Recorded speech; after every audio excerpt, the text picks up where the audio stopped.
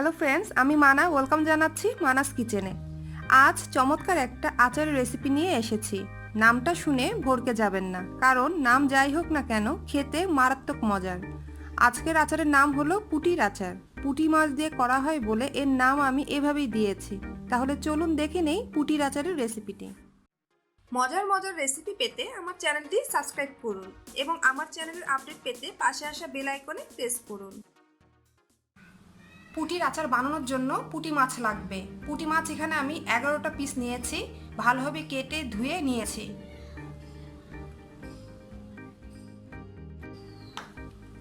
Three fourth cup পরিমাণ আমড়া লাগবে। আমড়া ছাল ছিলে ধুয়ে আমি এভাবে লম্বা করে কেটে নিয়েছি।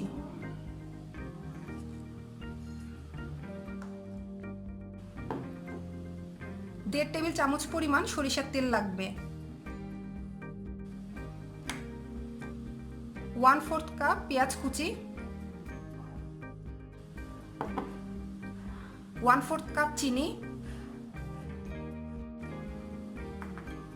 1/4 চা চামচ করে আদা রসুন বাটা,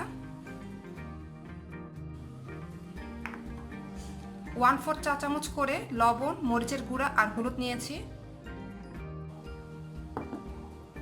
5 ফোড়নের মধ্যে 3টা মশলা নিয়েছি, কালি জিরা, কালো সরিষা, মৌরি। 3টা মশলাই আমি 1 চিমটি পরিমাণ নিয়েছি, নিয়ে সামান্য একটু তেলে গুঁড়া করে নিয়েছি। চুলায় ফ্রাই প্যান বসিয়ে দিয়েছি। এখন আমি 1 চা চামচ পরিমাণ সরিষার তেল ফ্রাই প্যানে দিয়ে দিচ্ছি। একটু ঘুরিয়ে চারিদিকে ছড়িয়ে দিচ্ছি তেলটা। এই মাছগুলোর মধ্যে সামান্য একটু লবণ আর হলুদ দিয়েছি।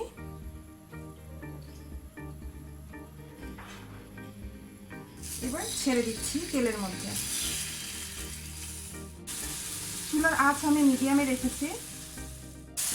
এবার উল্টিয়ে দিচ্ছি। সবগুলো মাছ উল্টিয়ে দিয়েছি। এখন আমি আবারও 1 চা চামচ পরিমাণ সরিষার তেল রেখে দিয়ে দিচ্ছি। এবার আমি চুলার আঁচ মিডিয়াম টু লো হিটে রেখেছি। মাছগুলো ভাজা হয়েছে, আমি সরিয়ে ফেলছি।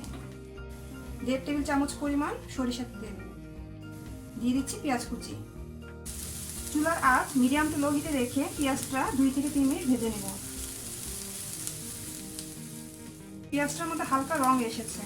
এবার আমি এতে দিয়ে দিব আমড়া।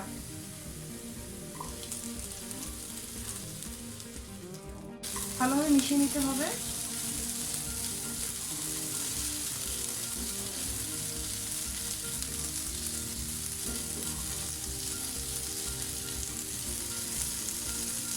এবার একে একে আমি সব মশলা দিয়ে দিচ্ছি। মরিচের গুঁড়া, হলুদের গুঁড়া, লবণ দিয়ে দিলাম, আদা রসুন বাটা,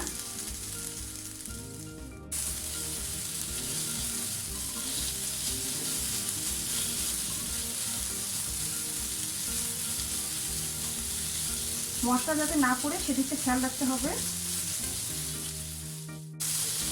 3 থেকে 4 মিনিট পর্যন্ত এই মশলা কষাতে হবে। 4 মিনিট হয়ে গিয়েছে। এখন আমি এর মধ্যে পানি দিয়ে দিব আমড়াটা সিদ্ধ হওয়ার জন্য। দিয়ে দিচ্ছি 3/4 কাপ পরিমাণ পানি। এর মধ্যে এখন আমি মাছগুলো দিয়ে দিচ্ছি।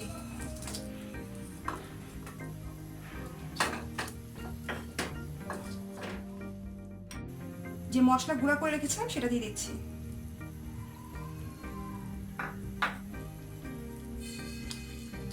দিয়ে নেড়ে দিচ্ছি। ঢেকে দিলাম। ফিরে আসছি আমরা সামান্য একটু সিদ্ধ হয়ে যাওয়ার পর। চুলার আঁচ মিডিয়াম টু লো হিটেই আছে। পানি শুকিয়ে যাওয়ার পর ফিরে এলাম। কি সুন্দর যে একটা ঘ্রাণ বেরিয়েছে। আলতো হাতে এগুলো এখন নেড়ে দিতে হবে। পানি পুরোপুরি কিন্তু টেনে গেছে, দেখুন। এর মধ্যে এখন আমি দিয়ে দিচ্ছি চিনি। আর সামান্য একটু টকের জন্য আমি দিয়ে দিচ্ছি 1 টেবিল চামচ পরিমাণ সিরকা। চুলার আঁচ একেবারে কমিয়ে রাখতে হবে। এবার চিনিটা গলে যাওয়া পর্যন্ত ওয়েট করতে হবে। খুব আস্তে আস্তে নাড়তে হবে যাতে মাছ আর আমড়াটা না ভেঙে যায়। এখানে সিরকাটা আমি দিয়েছি শুধুমাত্র টকের জন্য।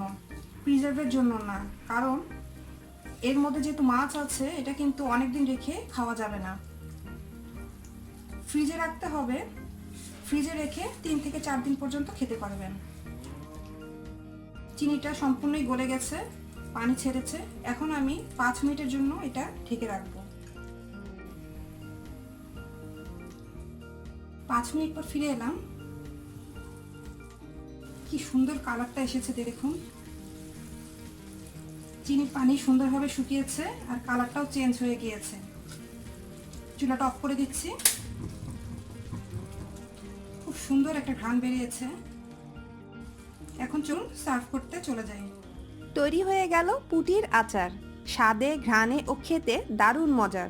করে না খেলে বুঝতেই পারবেন না কতটা মজার হয় এই আচার। আর যারা মাছের কথা শুনে নাক সিটকাচ্ছেন, মাছের গন্ধ একদমই পাবেন না, মনে হবে আমড়ার আচার খাচ্ছেন। আরেকটি নতুন রেসিপি নিয়ে আসছি, ততদিনে ভালো থাকুন। আল্লাহ হাফেজ। ভিডিওটি সম্পূর্ণ দেখার জন্য আপনাকে অসংখ্য ধন্যবাদ। ভিডিওটি ভালো লাগলে লাইক করুন, কমেন্ট করুন এবং শেয়ার করতে ভুলবেন না। এরকম আরও মজার মজার রেসিপি পেতে এখানে প্রেস করে আমার চ্যানেলটি সাবস্ক্রাইব করুন। আমার চ্যানেলে নতুন হলে আমার অন্য ভিডিওগুলো দেখতে পারেন। আপনাদের পছন্দের কোনো রেসিপি সম্পর্কে জানতে চাইলে কমেন্টের মাধ্যমে জানাতে পারেন।